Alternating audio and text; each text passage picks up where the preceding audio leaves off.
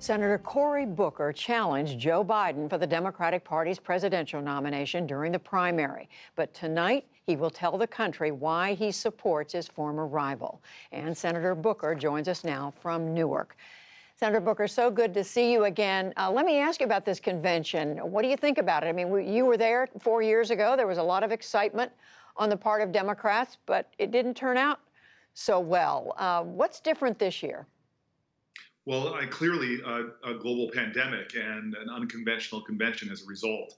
But there's something actually really beautiful I've found in that the panorama of America we're seeing is even more spectacular, and the people you're able to weave in to the narrative are really touching. And so from listening to an incredible woman who operated an elevator and saw Joe Biden's just common decency, to even when he was nominated, the way we went around the United States of America, including to our territories, I tell you, it was very emotional and very powerful. I want to ask you about the platform, and one of the really interesting things, many interesting things you were talking about during the primary, so-called baby bonds, where you would give $1,000 to every family, to every baby, build on the savings, especially for those who are less advantaged.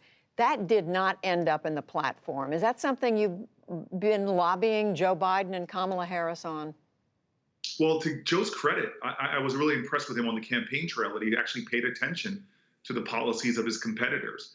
He even talked to me specifically about baby bonds when we were backstage during one of the debates. And this is what I love about Joe Biden, which is probably an aspect of him that doesn't get as much attention, but he is really intellectually curious, looking for good ideas. And he put together a group to meet where progressives from our party and more centrists of our party got together and put together a list of ideas. And baby bonds made that list, and I was very encouraged by that.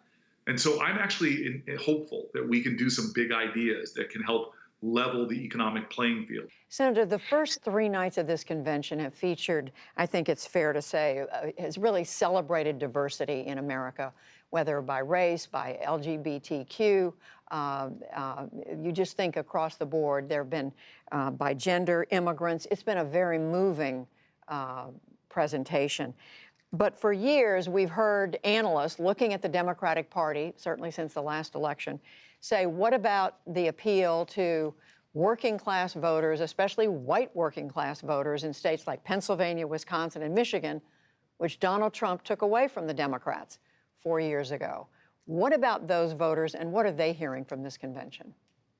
You know, I talk to union leaders all the time. I was on the phone with one today, and they know that they've been duped by a president who made a lot of promises that he did not follow through on. We have so many Americans from all backgrounds that are working union jobs, and this is a president that hasn't even been able to get an infrastructure bill done, not to mention his outright assault on the right to organize. As you see the Republican Party continuing to push right-to-work states, continuing to fight against collective bargaining, continue to hang out the pensions of a lot of these unions. There's a clear understanding right now that if you're a working class American, and I might be talking about this a little bit tonight, if you're a worker, that we are seeing the wealth gap grow, the middle class shrink, poverty persist, and that we really need to have at the center of our national agenda is working people, and that includes people from all backgrounds, but even just the simple idea that people should make a living wage. And you and I both know that the minimum wage is now below the poverty line. It wasn't like that when it started in the 1960s. That a lot of good jobs in the past, even a janitorial job, the average one was a middle class job back in the day. Now it's not. You see just these encroachments on working people where they just find themselves now not being able to afford rent or childcare or prescription drugs. Many people are just feeling like they're in economic insecurity. And this is Joe has an agenda, really a bold one, to make work pay, to make this nation be a nation that centers work and the middle class and the growth of unions to reverse some of these disastrous trends we've been seeing going on since the 1980s. Senator Cory Booker will be listening for you tonight. Thank you so much. Thank you. It's always good to be on.